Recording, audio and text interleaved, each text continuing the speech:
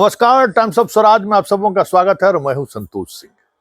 और आज हम टाइम्स ऑफ स्वराज में चर्चा कर रहे हैं कि अमित शाह जिस पर भरोसा जताते रहे हैं बिहार में, उन दोनों का साख तो खतरे में है ही, साथ ही अमित शाह का भी साख मोदी के नजर में पूरी तौर पर दाव पर लग गया है।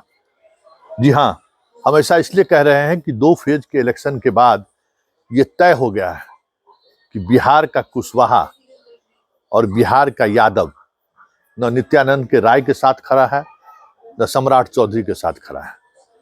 और जो चीजें दिख रही हैं, अगर वो परिणाम में बदल गया, इन दोनों नेता को, जो अभी तक कह सकते हैं कि 2014 के बाद सबसे ज्यादा मलाई अगर बिहार बीजेपी में किसी नेता ने खाई है, मतलब मलाई मतलब पद का मलाई, और सबसे ज्यादा जिस पर केंद्रीय नेतृत्व ने भरोसा जताया है, यही 2 चेहरा है।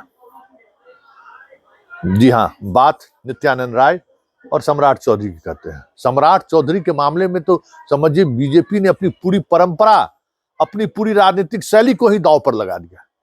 कोई ऐसा व्यक्ति जिसके राजनीतिक जीवन की अगर हम बात करें, ना कोई सिद्धांत था, ना कोई पार्टी के प्रति कमिटमेंट था, विरासत में राजनीति मिली, और वो विरासत में मिली राजनीति राजद, जदयू होते हुए बीजेपी में पहुंचता है, और उसके बाद उन्हें डिप्टी सीएम ही नहीं बनाया गया, बिहार बीजेपी का अध्यक्ष भी बना दिया गया, यह सोचते हुए कि बिहार में 5% जो कुशवाहा का वोट है, उस वोट को हम इंटैक्ट कर सके।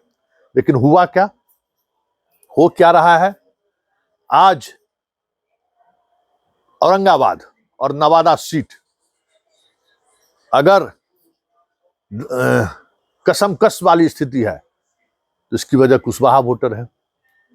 कुशवाहा वोटर ने पूरी तौर पे एनडीए के प्रत्याशी को, मतलब बीजेपी को प्रत्याशी को नकार दिया।